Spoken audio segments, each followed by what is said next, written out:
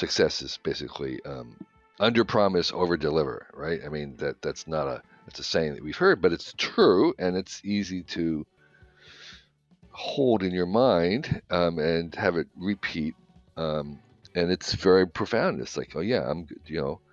When we're setting out expectations, reduce reduce the promise and then over deliver, and so that's very profound, and you kind of can't repeat it often enough. Hello. Today I interviewed Kevin Kelly on his new book, Excellent Advice for Living. And it's a good conversation. It's the second time I've had Kevin on the podcast. And the first time we chat about his massive book, Vanishing Asia, which is like 10,000 pictures and 30-pound book. And this one is more like 400 pieces of advice that are really good. They're just bangers. I mean, they are delightful and juicy. And we talk a lot about both some of the advice itself and kind of double click on it, but also a bit about the process of mimetic refactoring and kind of how to put these little mantras, these little actionable mantras into your brains. Because in some ways, our brains are simply just the result of, we're a function, we're an emergent property of all of our kind of mimetic mantras. And so inserting the correct 400 into your brain is good. And so I hope some of the ones that we chat about today are able to make it into your mind and help you live a better life. So hope you enjoy it, and thanks.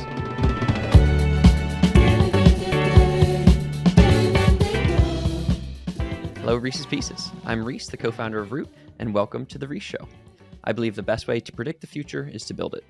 And so I'm interviewing pioneers on the frontier to understand what the world would look like and the secrets behind how they're building it. These are insights from the frontier. And today, I'm excited to chat with Kevin Kelly. Kevin is a senior maverick at Wired Magazine. He co-founded Wired in 1993, which was almost 30 years ago to the date, and then went on to write a set of excellent books, What Technology Wants, Vanishing Asia, among others. And today, we're excited to dive into his new book, Excellent Advice for Living. Kevin, thanks for being on the show, and welcome.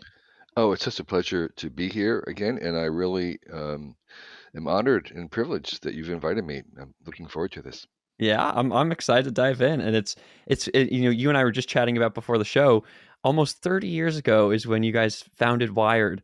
What have you done? What kind of reflections have you done about that 30-year kind of journey? Well, there's so many things to think about. One is, it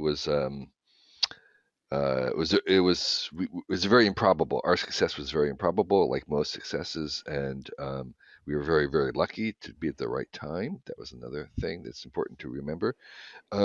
But it's also kind of hard to put your minds back into what that perspective was in '93, which was basically pre-web. And so the internet to most people meant teenage boys in their basement typing to each other. It was considered very nerdy, not at all mainstream, and would never be mainstream. And the expectations, even as the web began, of what it was basically that was going to be better TV. That was the idea. You'd have 500 channels, right? But there would be channels. It wasn't the whole idea that most of the value would come from the consumers themselves. This kind of prosumer thing was just not in the air. I know that from rereading some of the early things that were being written and what people expected. So, the whole decentralized blogging world caught people completely by surprise. The social media networks where the audience is creating the content was not in anybody's projection.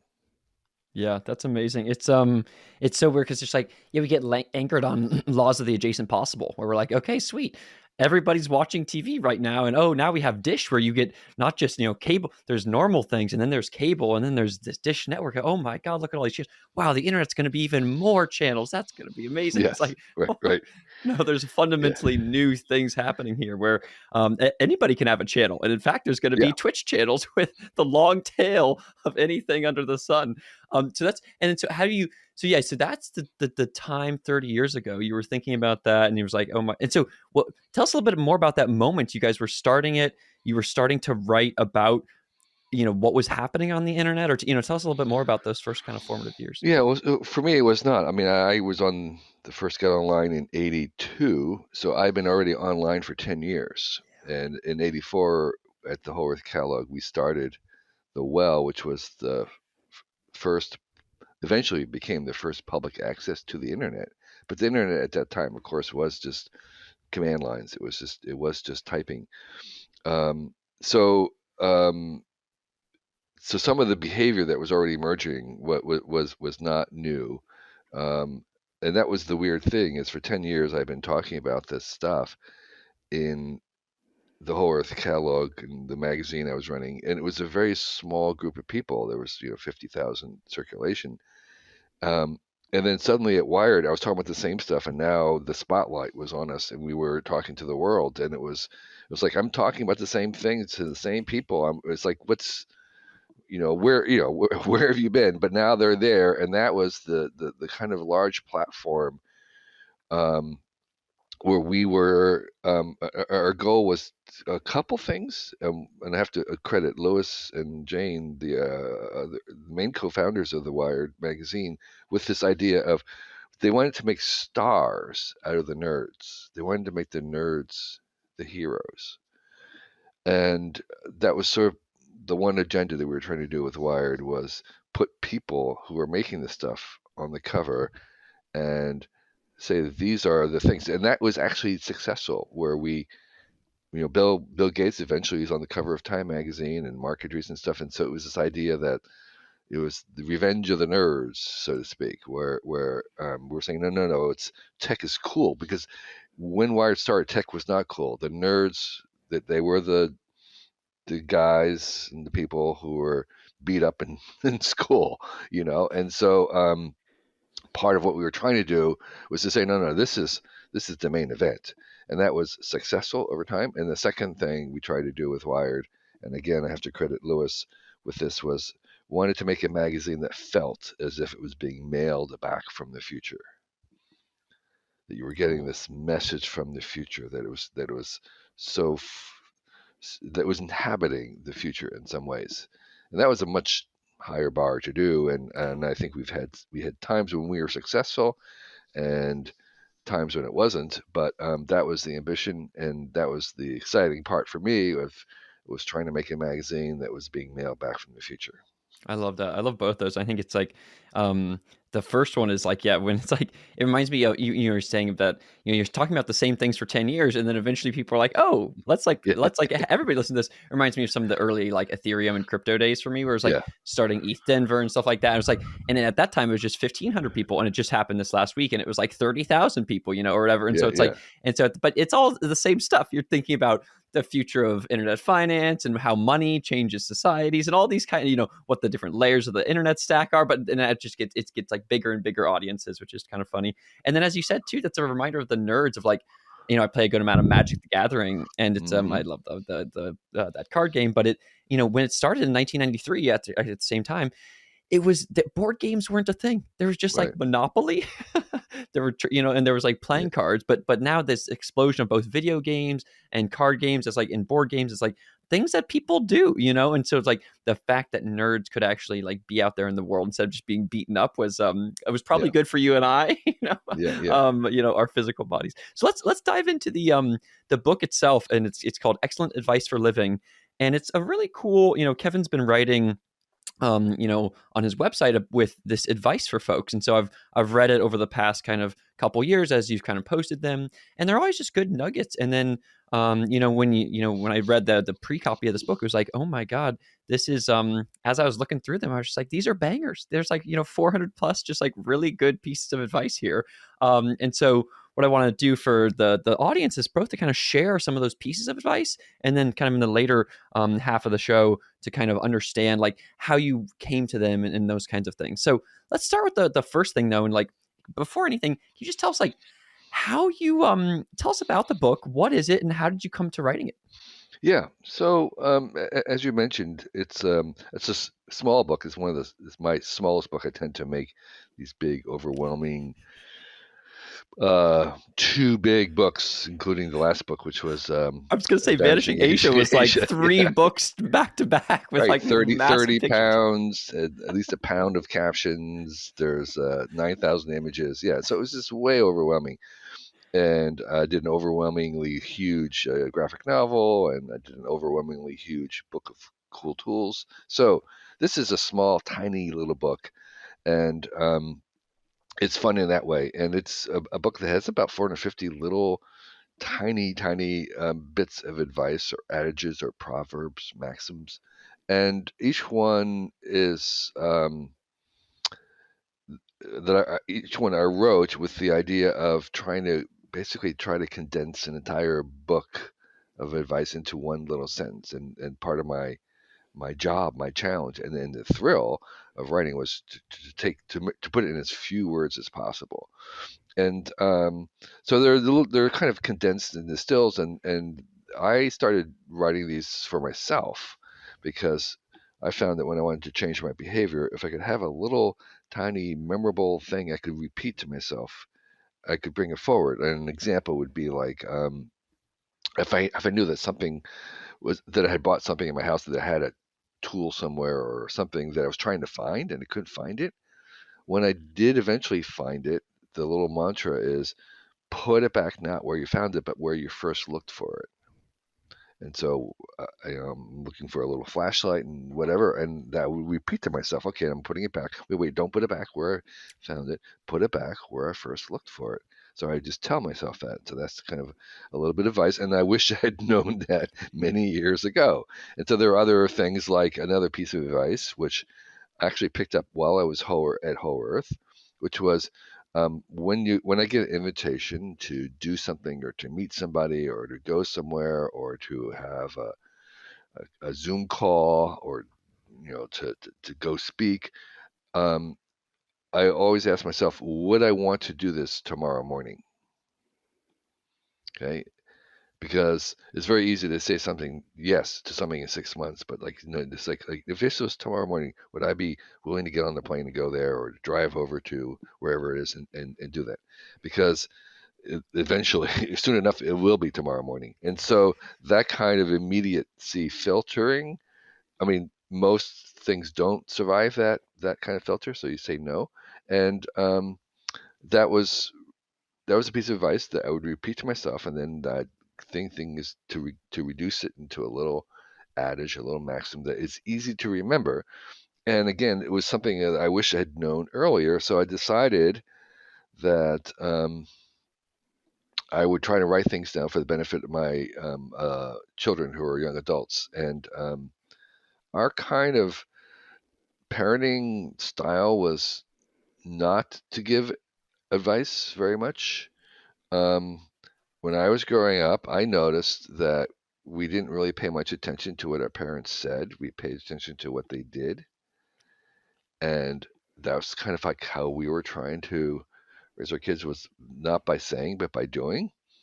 So we didn't really have a lot of advice. But now I thought, well, some of these things were things I wish maybe this would be good for them. Maybe they would like to hear this. And so I decided to start writing them down. And I was just ongoing throughout the year when I'd have an idea. I said, oh, I really, that's a good way of saying it. It's kind of like, what do I know that I can kind of reduce into something that could be transferable? And the added advantage, which I didn't really think about at first, but has become true, which is that they're very tweetable. And that's the new attention span, right?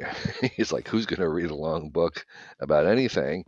But here's a tweet from it, and so they can they're shareable, which I think is a big plus as well. Yeah, I love that. I think it's like, yeah, here's 400 tweets, that's Yeah, like, right, right.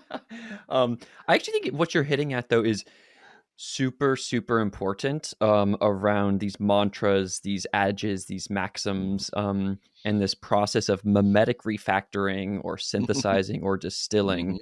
where what you're Mm-hmm. trying to do is, as we move through the world, um, we are, in some ways we can see ourselves as just a function of the small snippets that we have in our brain, Mm-hmm. Mm-hmm. and so that when we do stuff, we do what the snippets tell us to do. And so Mm-hmm. this is kind of a way to kind of build up your snippets for them to be better, because like Mm-hmm. something like immediacy filtering is like not a bad term for it in academic language, but like the thing of like, would I want to do this tomorrow morning, is such a good Mm-hmm. Mm-hmm. thing that just pops into your brain. And Mm-hmm. so um and tell us, let's actually chat about that first before going into some of the other advice, because that's something I want to ask you about. And it's cool to see that you already obviously share a similar mindset here. How, like, how do you think about that mimetic refactoring process and the kind of, are we just a function of these little snippets that emerge into our Mm-hmm. brain, and what makes them well transferable? Yeah, tell us about how you think about these things. Yeah, yeah. No, I think we at least that's how my mind works. If I can, I think mantra is the perfect word. If I can resurrect this mantra to help me and remind myself at this moment to to be kind, right? I mean, it's like when you have a choice between being right or being kind, be kind, right? And so it's like I'm just reminding myself that, okay, when I have these moments. And so if they're I see this as kind of handles. This is a little handle to hold this thing to kind of drag it forward. If you can make it really short and something you can repeat, then you have a handle on a whole bunch of big, profound things that you can kind of reduce into this little tiny thing that you can pick up and repeat. And so so I think you know uh, again, some of this advice that I'm repeating is ancient and timeless. I try to put it into my own words, but it is, it's been around a long time, and some of them are basically proverbs, like, for success is basically under promise, over deliver, right? I mean that's not that's a saying that we've heard, but it's true, and it's easy to hold in your mind and have it repeat, and it's very profound. It's like, oh yeah, I'm good, when we're setting out expectations, reduce reduce the promise and then over deliver. And so that's very profound, and you kind of can't repeat it often enough. Yeah, I love it. And I love the can't repeat it often enough as a way to like the bar for this. And it Right, makes right, me right. think of a couple things. One is, yeah, the concept. Well, hey, on the over promise, under deliver, it was my old Frisbee team would call it success by lowered expectations, Yeah, where right, right, we right, were like the A minus team. And so right, we won the Division 3 national championship, right, not the Division 1, So it's just kind of like, lower the expectations. Oh, you succeed no matter what. right, right, Um, right. But and I but love, that's true just in general of when you are that's another piece of advice. Again, I may not put it in the same words, but the idea that you want to be very stingy in what you promise, because you have to be kind of generous in what you deliver, right? And so when you are being tempted or asked to make a promise, you have to kind of, I think you should do it very reluctantly, because you want to be sure you deliver and deliver generously. So if you're going to be generous, then you have to be very, very stingy in making those promises. Yeah, I love it. It yeah, and just kind of three other notes on this. One is like, yeah, I like the word that's used there, like a handle for the thing, like a Yeah, concept handle, where it's like, okay, great, this is an right. API to a I whole like that. yeah. It's an That's a Andy API. Matushak thing of Yeah, yeah, yeah. concept handles are an API for concepts. Right, right. So Uh, yeah, so yeah, this is a book of 450 APIs to ancient wisdom. Yeah, exactly. That's yeah, funny. And then values, when companies create values, we just recreated our values at my little nonprofit. It's like, and it's just, and some people like, there's such a push the pace, raise the bar, own your weirdness, love the frontier. These things, and like you're trying to make them as small and small as possible, because if they're more than like 3 words, it's too yeah, many. It's way too yeah, many. yeah. Own the Yeah. weirdness is very related to my advice about. There's a couple ones. One is like the thing that made you weird as a kid can make you great as an adult if you don't lose it. Hmm. And the other thing is, try to work. My advice to young people: try to work on place where there's no word, there's no language for what it is that you're doing. That it takes a long time to explain to your mother what it is, and that um, you're ahead of language. You're basically, and you will have no competition at that point because you're Yeah. just like there's nobody out, and you're kind of making up this thing. Um, so yeah, own your weirdness is probably a little too distilled. That's more of like a what's the that's like the old, it's kind of like what's the word I want? It's like a logo for it's a logo for something. You need a little bit more expansion there. Yeah. Yeah. And that goes back to how do I make the device? So there was a couple things. One is, the right amount of compression, not too much, but you still want to compress a lot. And then secondly, I really focus on, is this actionable? Is there some element of like it can actually change your behavior as you're repeating it, or while you're repeating it? Mm. Is it actionable rather than just kind of philosophical? And then the third thing is, I really believe in, and this was another piece of advice, is in uplifting, in kind of positive reinforcement rather than negative shaming or whatever. And so there are a number of them where I talk about don't doing this, but it's still trying to emphasize the positive. Cool. Yeah, I love that. It's like, yeah, and that's a really good. Those are good kind of gates. Yeah, that kind of Yeah, Goldilocks thing. Is it actionable? And then right, is it positive? Yeah. right. So let's dive into some of them. And actually, the one that I want to start with is that one that you just talked about, kind of like these versions of being yourself, and like you being ahead of language or Yeah, whatever. yeah, And yeah. I think for me, actually, my 2023 New Year's resolution is to be myself. I've Right, spent right, my past New Year's resolutions being like, you're not good enough, be different, be better, and now I'm just like, you know what, I'm fine. I'm like kind of yeah, fine yeah, as is. And so I just want to highlight two of them here. One of them is, your goal is to be able to say on the day before you die that you've become fully yourself. And then yeah. this other one is, don't measure your life with someone else's ruler. So tell me a Right, little bit right, more right. about how you think about being yourself, and how, for you giving advice to me, this is my New Year's Yeah, resolution. How can I be myself better? yeah. So I have to say, first of all, this is an incredibly high bar. I mean, this is sort of like the ultimate goal. And the one thing I would say about it, and there's a couple other bits that I would also throw in, but I would say that this is a lifelong project. And um, generally, us humans are fairly opaque to ourselves.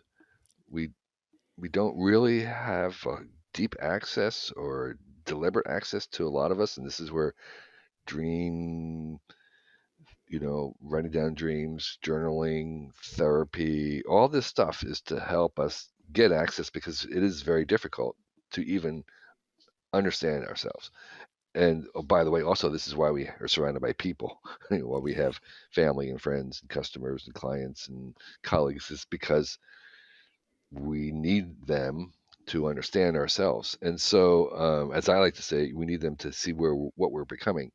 And um, so it's a big thing, and for most of us, it will take most of our lives to kind of do this, and it's not a destination, it's a journey. Okay, this idea that if you're still learning and if you still have lessons, that means you're still, as long as you're alive, you're going to have lessons about understanding this. So it's a lifelong journey, and that's one of the reasons why there's another piece of advice, which is it doesn't really matter where you're starting from. Where you're starting, there's nobody that I know of who has had success or become a remarkable person or somebody that I admire who is far from where they started. Right. In fact, the more meandering and detour filled and backtracking their path, the more likely they are to be remarkable. And so it's a journey. It's a path. It's going ongoing. It's not going to be finished. You're not going to arrive at this moment until the day before you die, when you have fully become yourself. Um, and so when you're starting out, like most people, you don't know, and so you have questions about, what do you do? What's your passion and stuff? And for most young people, like myself, we don't know when you begin. And my advice there is to master something.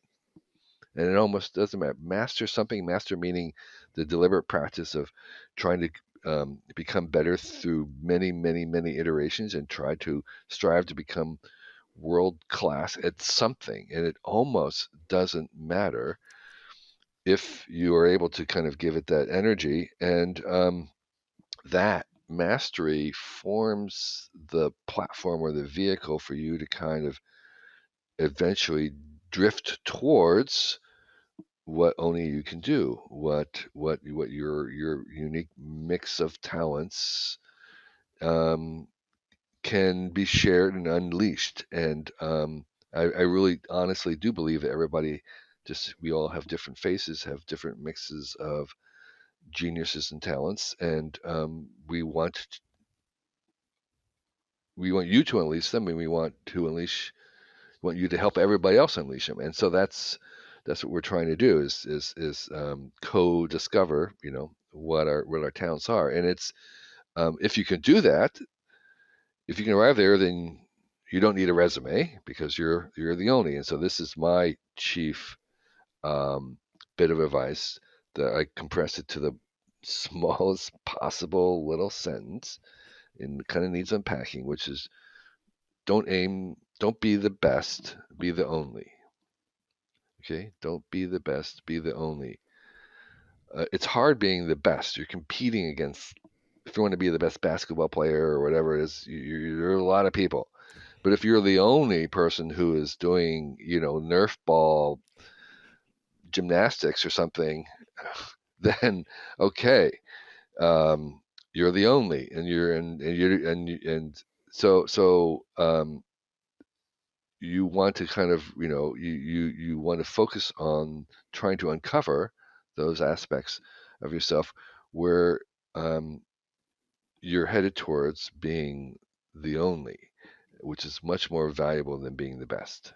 Yeah, I love that. Yeah, and it is it's like one thing that you showed there's that each little snippet has a obviously texture beneath it, but it's still Right, obviously right, helpful to be like, okay, great, yeah, don't be the best, be the only. And so yeah, try to master. And I think mastering something is great advice, and it doesn't really matter what it is.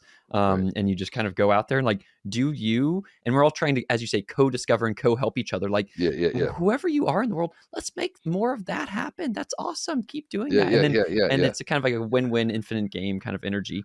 So yeah. I want to ask about a different kind of thing here, which is to on like parenting. Actually, was one that I wanted to dive in on here. You have a couple good parenting ones, which is I just want to read two of them. One of them is we lack rites of passage. We create memorable family ceremony, but when your child reaches legal adulthood between 18 and Hmm. 21, this moment will become a significant touchstone in their life. I love that one.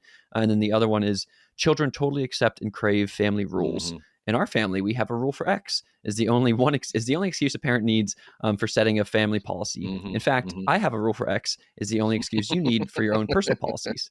So tell me a little bit about how you talk a little bit about parenting as you do, not as you say, but like Yeah, what? Tell me a little bit about parenting.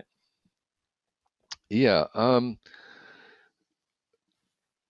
I can only tell you what works for us because and maybe what I've observed, but there are people who know a whole lot more than I do, based maybe on more data of being a family therapist or others. And so for us, we were the opposite of helicopter parents, um, really kind of letting the kids have their space, but at the same time having very strict rules about things, saying, for instance, we had no TV at our house at all, and it was just like we don't do TV. And so, and here's the thing: if you go to a friend's house and they have TV, you watch as much as you want. It's their rules. And so there was that kind of like where they had exposure to it, they knew what it was, and they just knew that we didn't do that. And and so kids that kind of accept it, and they in some ways become have a can develop a very strong identity. They become a part of their identity because they belong into a family, and their family does this, and um, that having that kind of a strong family identity, I think, is very, very invigorating and supportive and comforting in some ways. So that was one thing is to to deliberately emphasize the family identity through ritual, through other things, through just spending time doing things together as a family, and that I think is you know one of our is one of was one of our approaches. And by the way, we had an large extended family with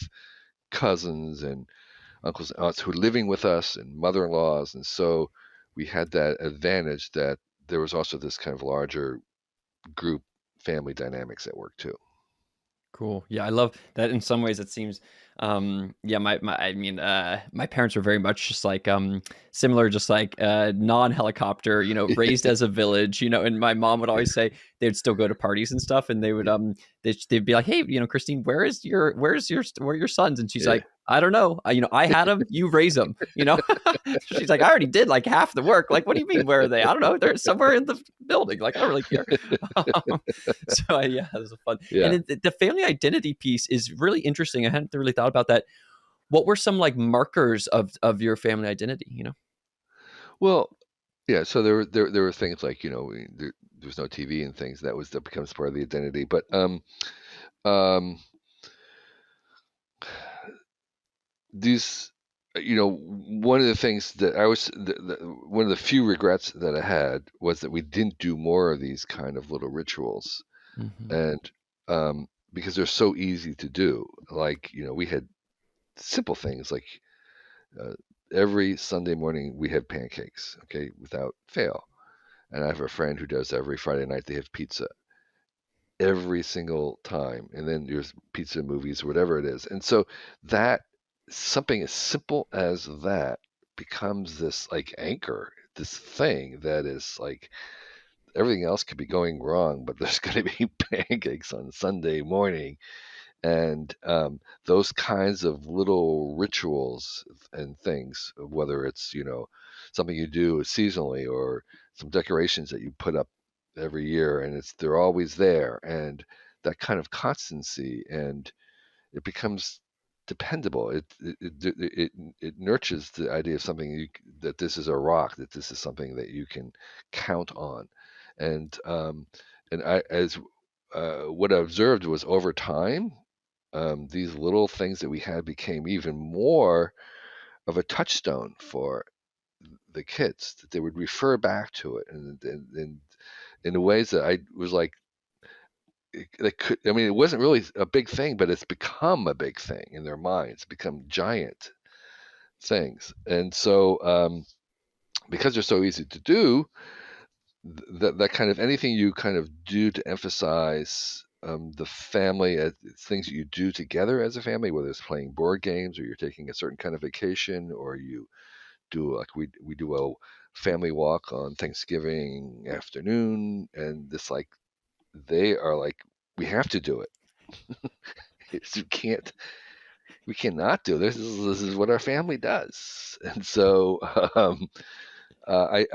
it's and one of the things that there's I can't remember a book. There's a really good book about trying to develop the happiness of families, and it's thinking rather than individuals, but it's like you treat the family as a unit, as a thing. It's like, what are you doing for the happiness of the family? It's like, how do you fight? Those kinds of things are all part of that.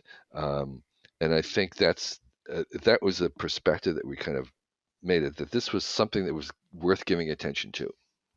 Yeah, I love that. I think it's a cool, and it's like, and it was making me think actually about this. I just had this woman, Vedika Jain, on my podcast, who's a good VC, and she was talking about we were doing life advice for folks, and she's there's this Mark Andreessen quote about try to do things such that the rest of your career is a footnote. And I think that another way to say that with what you're talking about is that in many ways your family and putting in time and attention to your family makes it so that everything else is a footnote. It's like it Yeah, doesn't yeah, really yeah. matter what happened with professional Sure, wired sure, blah sure. blah blah. It's just like your family. The family's the Right, thing, and right, so I right. think that's a cool, and rituals as a way to make that happen. Yeah, I was thinking of more advice in the book that might be kind of family oriented. There was one piece that is a little odd, it's a little tangential, but I heard it from someone I got it from someone I respect, and that was He was trying to. He liked to bring art into the house, and his criteria for the art that he brought into the house, which is something that I try to do, is to make it weird and disturbing enough that the kids will never forget it. Right? That there's this kind of like it's it's like every time they see it, they're kind of reminded about how distinctive it is. Is how odd. There's something about it that is unusual, and you kind of rather because what happens with most paintings, of course, and things in a house is they become invisible. They're just you don't see them at all. But you want something that you just cannot unsee. Maybe that's the way I should have put it. you want you want some art that a child once sees cannot unsee, and I thought that was a brilliant idea I or love that. And it's funny way because of as you're expressing it. Yeah. Yeah, no, that's great, and I think, I'm reminded of, again, for me with my childhood, Uh, this big piece of art that was, that it's intense. Maybe it was my family friend's house. It's like it was this massive, scary thing that, yeah, it's kind of disturbing, it's kind of scary, and I will uh, remember that. When everything is gone, when I'm Alzheimer'd and dementia up, it's like I will remember that thing. Um, so I want to ask you a question about, some of the because for many of the things when I went through, it was like, oh wow, that's smart, that's great, or whatever. But some of the things I was like confused about, not necessarily okay. like I disagree, Sure. but just like, oh, what is this Yeah. thing? Yeah. Yeah. um Yeah. so I want to say this one. There's like a combo here, which I was kind of confused about, which is this one is so it says a great way to understand yourself is to seriously Mm, reflect on everything you find irritating in others. And then there's a mhm, related one, which is when someone tells you what ticks them off, they're telling you mhm, what makes them tick. So like, tell me mhm. about this. Like, ourselves, we find stuff irritating others. Other people are getting ticked off by stuff. It helps us Yeah. understand what makes them tick. What's going on there? Yeah. It's this observation that and psychologists have noticed this as well that we tend to be most annoyed by things that actually are aspects of ourselves, and that is sort of why we're bothered by them. So you can use that signal of something that another person is irritating you is like, well, there is that means that there's something in you that's in parallel or being resonated by this and whatever it is. And so you're using this as a data point, as a signal to inspect your own life and to ask yourself, why am I so annoyed by that? And often it's because either you have some propensity in that same direction, or you're trying to overcompensate for that, or there's something in it that is resonating, sympathetic to your own personality.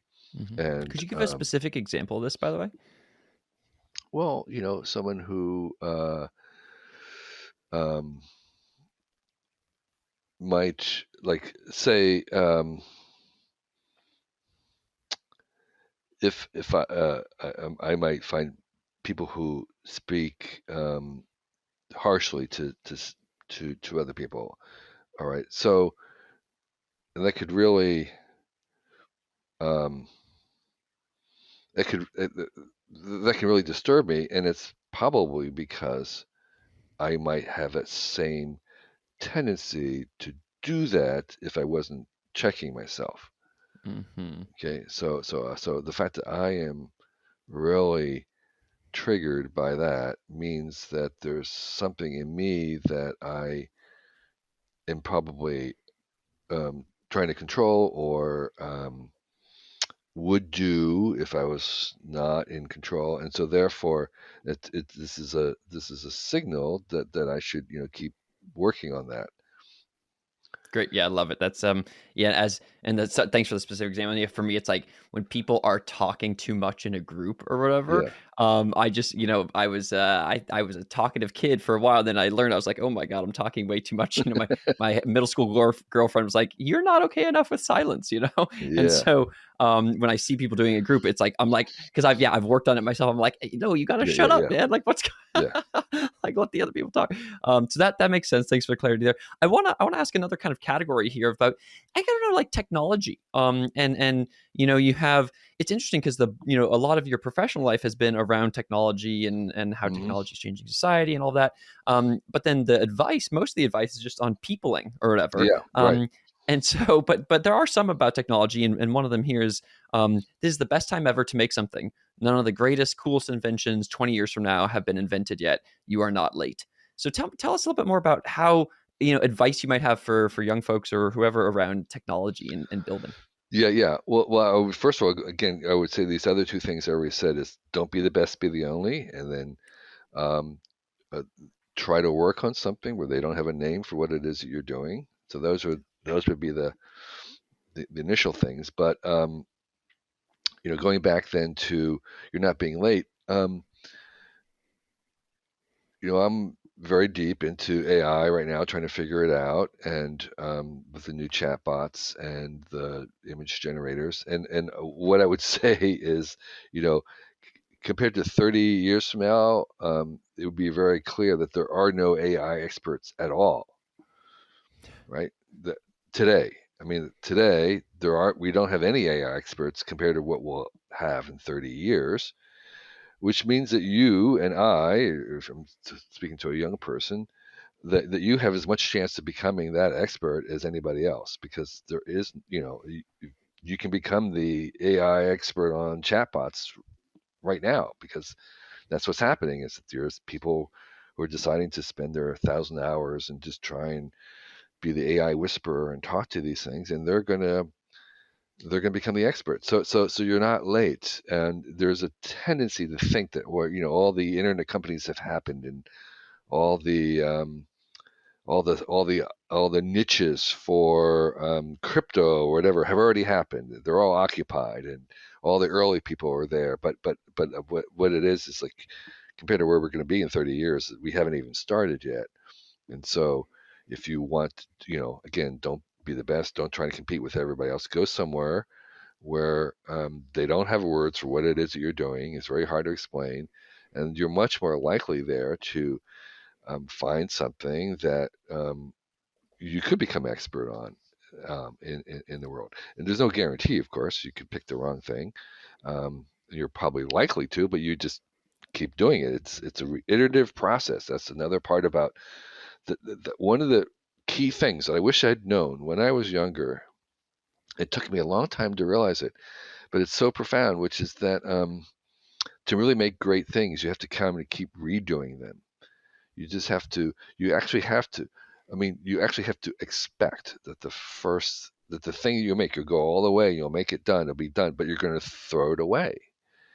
You're going to, it's not going to be good enough, and you're going to remake it. That was so hard for me in the beginning. And I talk about not just about like a book or a song, but like if you're making something physical, a chair, or a house, whatever it is, like that it's going to be mostly about remaking things, redoing things. That seemed to me to like that was a mark of like amateurs, but no, it's actually the mark of a professional. And that's been one of the geniuses of YouTube is seeing the really great craftsmen work and the way in which they will the really good ones will make a prototype first if they're making something new that they haven't made before. They make a prototype first, and so this idea of prototyping first, and then you're building up this prototype out by layers of reality on top of it, trying to iterate it forward, and that you're not expecting the prototype. You're expecting to rebuild it. You're not expecting it. You're expecting to throw it away, and so that idea is central to doing things. And so, like, yes, in whatever we're starting, you're unlikely to get it right on the first time around, including what your career is, what you're going to do. You're unlikely to get it right. You're going to have to do something, and then you're going to put it aside and move on. And that I didn't really kind of understand when I was younger. But to me, this idea of you build one to throw away. You kind of iterate again and again. You prototype your way forward rather than big plans. Those are all the kinds of things that I think is essential in technology as well. Yeah, I love that. I think it's like it makes me think of just, these like orbiting where it's like, you know what, for your whole life, like for me, I think about, like random technology frontiers. Sometimes I'll be more on the society side and we'll think about how society changed. But then sometimes I'm just like, I just love getting into the nitty gritty on AI or modular blockchains or, Hmm. climate, how to make green concrete or whatever. And so I just know that's like, so instead to be like, oh man, I'm like flitting around doing it, it's like, no, you're kind of like orbiting around these things that you like orbiting around, and like Hmm. you're going to continue orbiting around them for 30 years and you'll get better and better over time. Yeah, and in your first Well, podcast. I would say then that what you are going to be the only on is orbiting. That's what you do. Not everybody can do it well. Mhm. Some people could do it better, and that's part of the talent that you have is in orbiting. And there's as you said, there's value in it, and not everybody would be happy. Maybe not everybody would be good at it, but the fact that you're kind of can make an orbit, that's fantastic. Yeah, yeah. No, thank you for reflecting that. Yeah, because a lot of people really like going double clicking on a thing many, many, many times, and I like double Right. clicking on a thing like twice, and then I'm like, okay, that's enough double clicking for me. Like let's move to a different tab. So I want to ask a couple of final general questions here as we start to wrap up. One is, how do you think about? I was chatting with a friend who's been on the podcast before. This guy Tamim Ansari, who wrote this great book called Destiny Disrupted, and he's a historian type, and he's his final book that he's writing now is a memoir about these different stages of life. And so I think, you're kind of this advice book from you is a similar-ish kind of orientation. Hmm. How do you think about those stages of life? Like, what do you see as the big stages, and how, yeah, and advice for moving through them or whatever. The big stages in life. I would say there was a book called Passages, which was about the different stages. I do want to highlight this idea of going back to families of having a rite of passage for kids when they become adults, which was we invented a couple different ceremonies with our kids to mark because our culture doesn't have one for I don't know why most cultures do, but so we had one where our children when they were 21, we had a ceremony, a little private ceremony with some family and friends, really small, and we had a red ribbon, which was tied around our child's waist and then our waists, and then we took a scissors and we cut the ribbon, cut the umbilical cord, and then we had their first toast with their first legal drink, and then we gave them their last check. We gave them a check, which was like, "This is your last check." Some of them had a bet. I mean, the kids all had what's the word? A challenge, which was if they didn't smoke or drink before they were 21, they get $1,000. And so there was two of them who got their $1,000 as well. And there were other ceremonies. Like my son, he decided he wanted everybody present to write down some advice in edible ink on edible paper, and then he would read the advice and then consume it like communion. It was just beautiful. It was just fantastic. So anyway, so the three kids each had their own ceremonies, baking bread, handing it out. My one daughter got baptized in her hot tub. It was fantastic. But that was this moment, and it becomes a touchstone. I love that. I think that's a great, and I agree. Yeah, the rite of passage thing. I mean, we're kind of moving through this as a whole, like American and also Western world in some ways right now, where we're becoming some of the like the post-religion kind of movements. And it's like stuff is getting in their place. Wokeism, MAGAism, whatever these things may be, and that you have these. But yeah, it's like where's the like the cultural structure that used to exist, Yeah, where yeah. baptisms or those things used to live, and so doing that within your family makes a lot of sense. It makes me think also the physicalness that is really powerful. It makes me think of a time with my mom when my mom passed away 3 years ago. We took pictures of her around a fire, and we and we said things to her. We said, hey, we loved you, da, da, Mm-hmm. da, and we love you, and then we burned them in the fire. Yeah. And so it's Yeah. kind of like there's a physical thing of like she's Yeah. dead and the burnedness is there, and so it's like the Yeah. Yeah. umbilical Yeah. cord is a smart Yeah. thing. Yeah. So I want to ask one final little section here about Uh-huh. overrated, underrated, which Okay. is I'm going to say a thing, and then you'll Yeah. say whether it's overrated, underrated, and give like a 1 minute, or sorry, like a 30-second one sentence thing about it for why. So do you think advice itself is overrated or underrated? I think it's underrated. I think there could be more of it if it's small. Keep it small. It's underrated. Love it. Yeah. A Keep it short. long advice where Yeah. someone Yeah. goes and you say, hey, Rhys, blah, Well, blah, well, blah. And okay. Well, here's one of my pieces of advice, which is meta, which is that if someone is telling you that something is wrong in your life, they're probably right. But if they're going to give you the solution, they're probably wrong. Okay. So yeah, the ones that are pointing out things that you could do, um, how to, that you should notice, or that's good advice, but actually the solution to it is going to be very, very specific, and they're probably wrong. yeah, I love that. Great. Do you think that just more general, like learning from elders, is that overrated or underrated? So my piece of advice in the book is that if you're young, have friends that are older. If you're old, have friends that are younger. Yeah. Yep. Agree with that. And then finally, concise writing, is that overrated or underrated? For me, I think it's underrated, and there should be more of it. I write telegraphically, so I am biased in that direction. I like reading condensed writing. It's harder because you kind of work a little harder at it. It's like poetry. You've got to kind of unpack it yourself. Um, but that's my style. Is I like brevity and succinct and compact language. Um, so it's underrated. Cool. Yeah, I love it. Well, thank you for coming on today, Kevin. There's a lot of good, obviously a ton of good learnings here, and we just, the beautiful part about this book, and I really felt this as I was reading, is just like it's the amount of learnings per page. It's just juicy. There's a lot of That's juicy great. stuff in there. So if folks want to check it out, again, it's Advice for Living. No, excellent Oh, advice for a living. sorry, Wisdom I thank wish you. I'd known earlier. So, And it'll yeah. be out on May 2nd.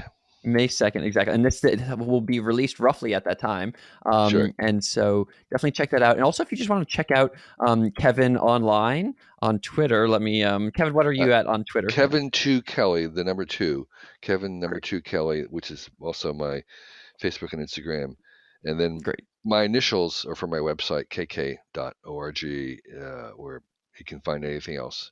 But Beautiful. Rhys, thank you so much for Thank this. you This so was much, Kevin. really fun. I really enjoyed it. You asked great questions, and it's been a delight. So thank you. Thank you. Yeah, no, thank you. And keep on pumping out whether they're Yeah. a 30-pound books or whether they're 1 pound. As long as they get pumped out, I'm happy. So Okay. thank you so much, Kevin, and thank you everybody for listening. Great. Goodbye, everyone. Bye.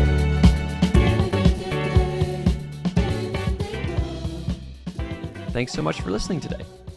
If you like the show, please give us a 5-star podcast review or subscribe on YouTube. And if you'd like to chat about this episode with a community of amazing, smart, ambitious, divergent people, come on by and join our Discord. You can find it at root.co. That's ROOTE.co. And then finally, if you'd like to contribute to these ideas being shared more widely in society, you can support the podcast production team at patreon.com/Rhys Lindmark. That's patreon.com/RHYSLINDMARK. Thanks, and see you here for the next episode. Bye.